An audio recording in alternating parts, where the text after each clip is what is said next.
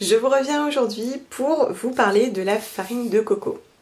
Alors je suis très heureuse de vous retrouver aujourd'hui pour vous parler de la farine de coco parce que s'il y a bien une chose dont j'ai pris conscience ces dernières années en faisant évoluer mon alimentation, c'est qu'il était primordial de l'enrichir, de varier, de ne pas rester sur ce que l'on connaît. Comme pour beaucoup d'entre nous, j'ai principalement utilisé de la farine de blé, en tout cas depuis le jour où j'ai commencé à cuisiner. C'était la farine que je connaissais, c'était la farine qui était présente en supermarché, donc je l'utilisais. Très rapidement, je me suis aperçue qu'effectivement, on savait cultiver d'autres céréales, qu'on savait faire d'autres choses et que du coup, c'était dommage de s'en passer et de ne pas l'ajouter à ma cuisine. L'une de mes meilleures découvertes, c'est évidemment la farine de coco. Je pense que ça a été aussi une révélation pour moi, un petit peu comme le sucre. D'ailleurs, on vous remet la vidéo juste au-dessus. Parce qu'elle a de multiples avantages. Alors bon, déjà, la farine de coco en soi, c'est une farine qui ne contient pas de gluten et qui est donc tout à fait tolérée par les intolérants. Mais surtout, elle est très très riche en protéines. Du coup, je l'utilise volontiers. Je suis végétarienne et je mange très très peu de produits laitiers, je ne mange pas d'œufs.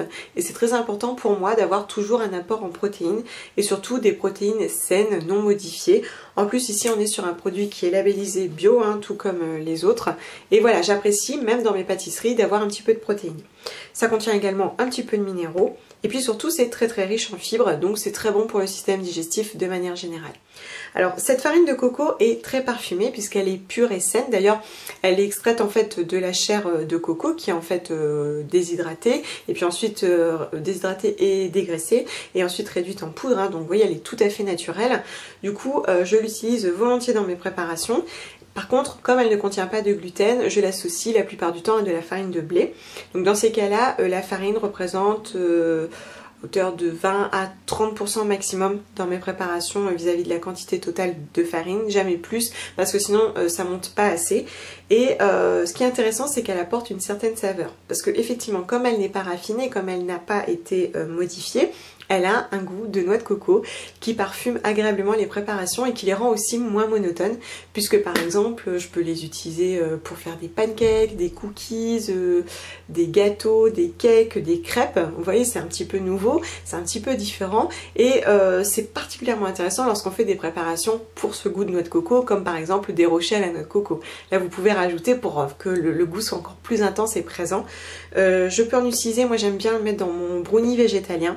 Ça apporte un petit goût en plus que je trouve agréable et qui, voilà, sa douceur va un petit peu casser l'amertume, le caractère du chocolat noir et je trouve que c'est un petit peu agréable. Et dans ces cas-là, moi je mets à peu près 20% de farine de coco. Voilà, je trouve que c'est une farine qui est vraiment très très intéressante. C'est important de varier, comme je vous disais, c'est l'importance d'enrichir son alimentation, de montrer aussi à nos enfants qu'on peut utiliser différentes farines. Comme je vous le disais en plus, c'est un produit qui est très intéressant vis-à-vis de sa culture puisque voilà, la noix de coco, pour pousser, ça demande très très peu d'eau, ça pousse en abondance et de manière tout à fait naturelle, on n'a pas besoin d'ajouter quoi que ce soit. C'est vrai qu'aujourd'hui on a énormément de polémiques autour du blé et ça me rassure aussi d'utiliser cette farine.